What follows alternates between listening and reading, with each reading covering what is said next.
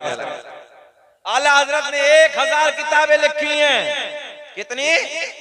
1000 किताबें। सबसे छोटी सी एक किताब है, नातों की किताब है, जिसका नाम है हदाई के बख्शिश। मैंने कहा मुल्ला जी खाली उसका जवाब ला दे, हम आला हजरत को छोड़ के तेरी तरफ आ जाएं। खाली उसका जवाब दे दे, सर छोड़ के हम तेरी तरफ। बात गई सही है कि गलत है? बोलो। मैंने क्या ऐलान फरमाया? मजा आएगा नौजवानों, सुन ले। आज मूड बन गया तकरीर करने का। रब ने ऐलान फरमाया मक्के की दाया तो आती, मगर हमने आने न दिया। हजरत जिब्रील पलट के बोले मौला क्यों ना आने दिया? अल्लाह ने ऐलान फरमाया मक्के की सारी दाया नापाक, मेरा महबूब, हाँ ऊंचा बोल दे, मेरा महबूब, और पाक के पास में नापाक, पाक के पास में नापाक का कोई काम नहीं। बोलो, पाक के पास में नापाक का। हजरत जिब्रील अर्ज करते मौला फिर तो इंतजाम कर दे। हाय हाय सुभान अल्लाह। मौला फिर तो इंतजाम फरमा दे। अल्लाह ने ऐलान फरमाया जिब्रील इंतजाम। हाँ, इशारे की बातें समझा करो। इंतजाम हो गया। हजरत जिब्रील कहते हैं मौला बेकरारी बढ़ रही है, अल्लाह जल्दी बता देना। रब्बे करीम हमने पहले आसमान को भी सजा दिया। हाँ, अब पॉइंट, हमने पहले आसमान को सजा दिया, दूसरे को भी सजा दिया, तीसरा, चौथा, पांचवा, छठा, सातों आसमानों को सजा दिया।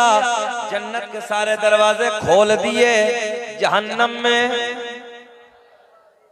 हमारे यूपी में कहते हैं जहन्नम में ताला ठोक दिया। जरा बोले सुभान अल्लाह। ताला लगा दिया। सारी आसमानी मखलूक खुशियां मना रही है, मगर एक रो रहा है। कौन? एक रो रहा है। कौन रो रहा है? जरा ऊंचा तो बता दें, और बताएं ऊंचा कौन रो रहा है? अब जब रबीउन नूर का महीना आता, हम झंडे लगाते हैं, हम जुलूस निकालते हैं, हम हलवा खाते हैं, बिरयानी पकाते हैं, तो हम झंडे लगाए, पेटों में उधर भी दर्द है। हमने कहा गुरु जी तब रोए थे, चेले अब रो रहे हैं। अब तो समझ में आ रही भैया बात? ये रो रहा था। जिब्रील कहते सारी आसमानी मखलूक खुशियां मना रही है, मगर एक रो रहा है। जिक्र हम सुनाते हैं, जलने वाले जलते,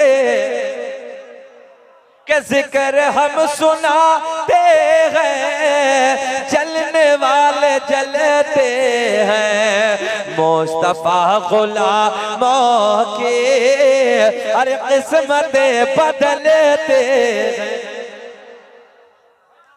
हज़रत जिब्रील कहते मौला फिर तो इंतजाम कर दे।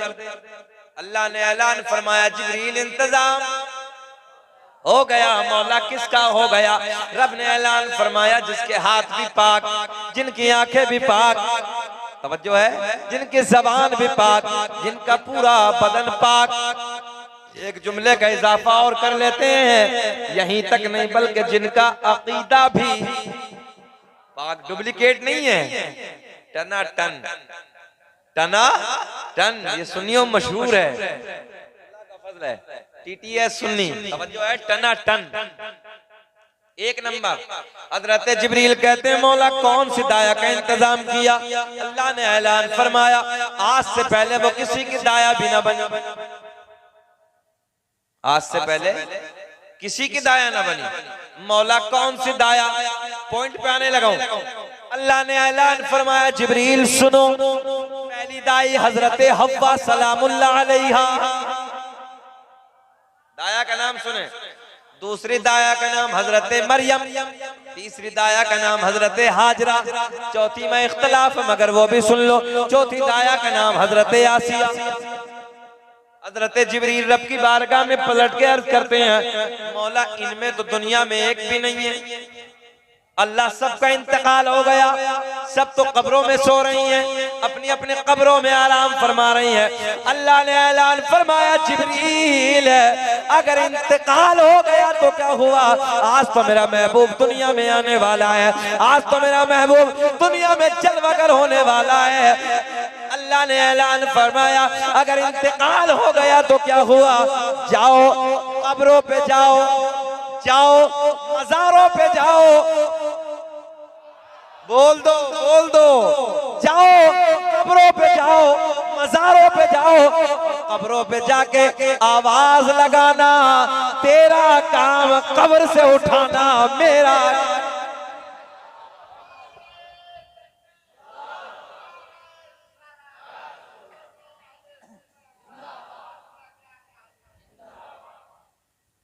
अल्लाह का बड़ा फजल है। ये मसलक आला हजरत का जो नारा लगता है ना, इससे एक रंग लगाता है। और याद रखना, सुन्नी में और पिलपिले में, दूसरे वाले में पहचान है मसलक आला। हम सही बता रहे हैं। कुछ के पेटों में दर्द होता आला हजरत के नाम पे, सीधी सादी बात है, आला हजरत ने 1000 किताबें लिखी हैं। कितनी? आला हजरत के नारे से जो चिढ़ता है, आला हजरत से जो बुग़्ज़ रखता है, हम किसी पीर को बुरा नहीं कहते। और सच्चा मसला के आला हजरत वाला वो है जो किसी भी खानका के पीर को बुरा नहीं कहता। हम सारी खानकाओं को मानते हैं, चाहे वो कलियर शरीफ हो, चाहे वो किछोजा शरीफ हो, चाहे महारारा शरीफ हो, बिलग्राम शरीफ हो, मसौली शरीफ हो, कलियर शरीफ हो, अजमेर शरीफ हो, कोई भी खानका हो, मसला के आला हजरत वाला सारे पीरों को मानता है, सारे खानकाओं वाला। सुभान अल्लाह, सुभान अल्लाह। और आला हजरत से अभी मैं रुद्रपुर के इलाके में, मुफ्ती साहब वहाँ मसला के आला हजरत पर बड़ा एतराज हुआ। मैंने कहा लोगों को मिलता क्या एतराज कर? जाहिल भी एतराज कर रहा, जिसको कुछ नहीं आता, जिस पे आलिफ बात आसा नहीं आता, हुरूफ़े तहज्जी बयान नहीं कर सकता, वो भी मसला के आला हजरत पे एतराज करने लगा। आला हजरत ने 1000 किताबें लिखी हैं। कितनी? 1000 किताबें। सबसे छोटी सी एक किताब है, नातों की किताब है, जिसका नाम है हदाई के बख्शिश। मैंने कहा मुल्ला जी खाली उसका जवाब ला दे, हम आला हजरत को छोड़ के तेरी तरफ आ जाएंगे। खाली उसका जवाब दे दे, सर छोड़ के हम तेरी तरफ। बात गई सही है कि गलत है? बोलो बोलो बोलो, बात सही है कि गलत है? इमाम अहमद रजा ने उस दौर में हमारा ईमान बचाया है, जिस दौर में चारों तरफ से ईमान पे डाके डाले जा रहे थे, ईमान को लूटने की साजिशें की जा रही थी। उस दौर में इमाम अहमद रजा ने उठ के हमारे सुन्नियों के ईमान को नारे रिसालत, मसलक आला हजरत, मसलक आला हजरत, नारे तकबीर, मसऊद का दामन, मसरूर का दामन, नारे तकबीर, नारे रिसालत।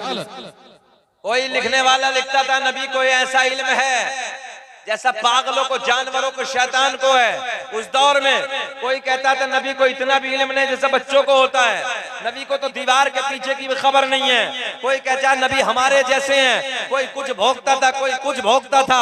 ऐसे पुरफितन दौर में आला हजरत ने खड़े होकर जब किताबें लिखी तो उस वक्त हमारा ईमान बचाया। तो यार एक बात बताओ, क्या उसका भी हम एहसान न माने जिसने ईमान को बचाया हो?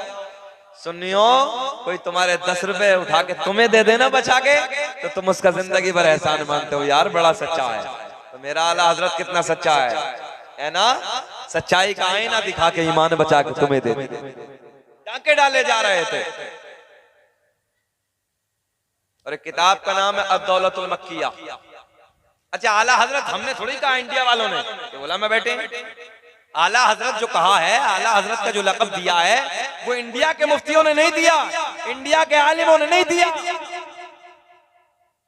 बल्कि उस वक्त अरब के बड़े बड़े मुफ्ती, तवज्जो है आपको समझाने के लिए, अरब के बड़े बड़े आलिम जब हुजूर आला हजरत को घेर के बैठे, पकड़ के बैठे, तो हुजूर आला हजरत ने फरमाया कि ठहरो, मुझे कुछ टाइम दीजिए। सहने हरम में, खाना काबा के करीब में दोनों हाथों से लिखना शुरू कर दिया। है कोई माई का लाल, है कोई माँ का लाल जो इस हाथ से कुछ अलग लिख दे, इस हाथ से कुछ अलग लिख दे? और हुजूर आला हजरत कहते थे मैं खुद नहीं लिखता था, एक हाथ पे सरकार बताते थे, एक हाथ पे मुझे गौसे आजम बताते थे। सुबह सुबह दाएं हाथ की तरफ मेरे नबी खड़े हैं, बाएं हाथ की तरफ गौसे आजम खड़े हैं, और जो वो लिखवा रहे हैं वो मैं लिखता चला जा रहा हूं। कोई हो तो लाओ ऐसा, कोई हो तो एक खत लिख के दिखवा दो, हम छोड़ देंगे आला हजरत को यार, मगर करके तो दिखाओ। अच्छा रिकॉर्ड कब कोड टूटता है भाई? जो पिछले वाले से कोई अगला अच्छा करके दिखा दे तब रिकॉर्ड टूटता है ना। तो हमने कहा रिकॉर्ड तोड़ के दिखा दो फिर आला हजरत का। रिकॉर्ड तोड़ो, छोड़ देंगे, तेरे साथ आ जाएंगे।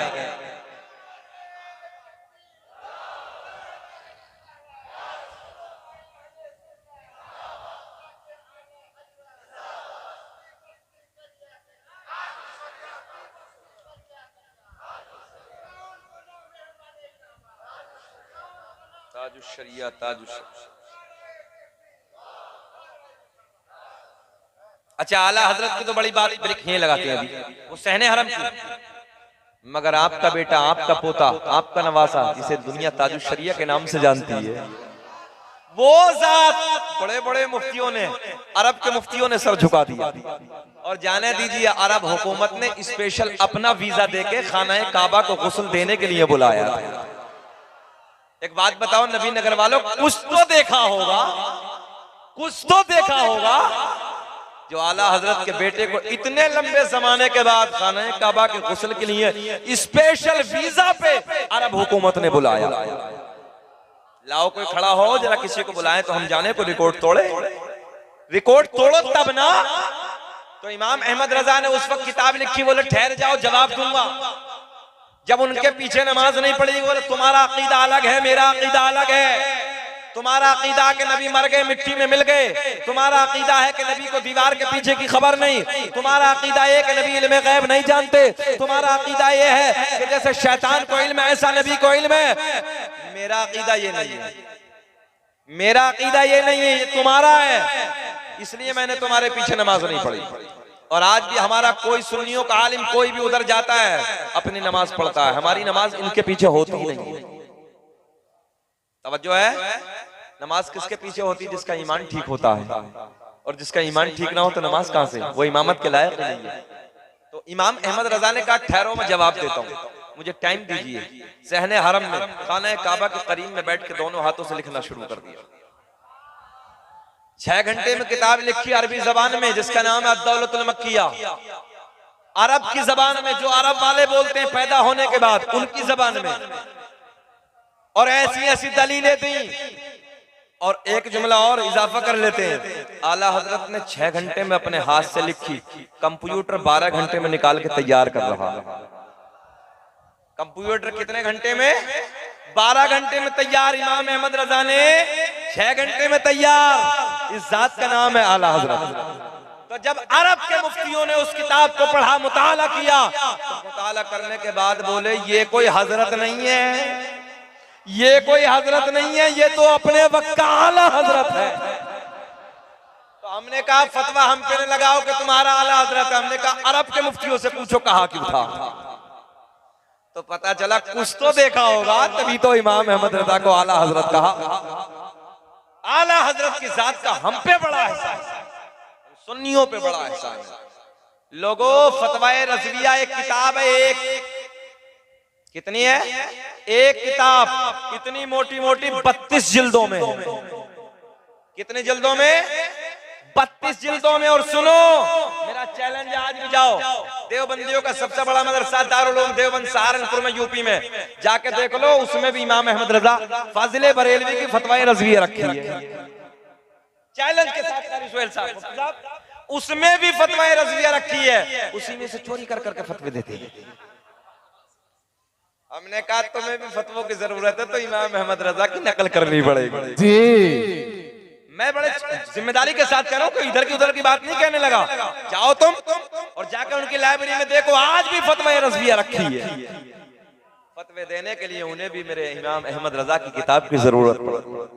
अबे अपने तो अपने गैरों ने भी सर झुकाया। जी भाई क्या बात है। मानते इसलिए नहीं, नारा इसलिए नहीं लगाते कि नाक कट जाएगी। नाक कटने वाली जी, बड़ी बेइज्जती को तो बंगाल में समझते हैं, वो सोच रहे हैं कि बगैर मानेंगे मसला के आला हजरत का नारा लगाएं तो बड़ी बेइज्जती हो जाएगी। मगर अंदर से मदद लेते हैं तो आला हजरत की किताब की जरूरत है। वो जात का नाम है आला हजरत यार। अच्छा, दिल्ली में एक मुशायरा था रामलीला ग्राउंड में, साहब वहाँ एक देवबंद का शायर है जिसका नाम है डॉक्टर माजिद देवबंदी। आपने सुना भी होगा, सोशल मीडिया का जमाना, बहुत बड़ा कलमकार है मुफ्ती साहब, बहुत बड़ा शायर है। तो रामलीला मैदान में बहुत बड़ा मुशायरा था, कोई नात के अशार पढ़ रहा था, कमजोर अशार थे। तो डॉक्टर माजिद देवबंदी ने खड़े होकर कहा कि अगर नात ही लिखना सीखना है ना तो बरेली के इमाम अहमद रजा की हदाई के बख्शिश पढ़ ले, तुझे नात लिखने का शऊर आ जाएगा। सुभान अल्लाह, सुभान अल्लाह। हमने कहा अपने तो अपने, गैर भी बोले यार। इस जात का नाम है इमाम अहमद रजा। अब बताएं बेचैनी तो नहीं हो रही है? और बोलने के खत्म कर लें, हाथ उठा के फिर बोलो लब्बैक या रसूल अल्लाह। अब फिर यहीं से अल्लाह ने ऐलान फरमाया, जाओ मज़ारों पे जाओ, कब्रों पे जाओ,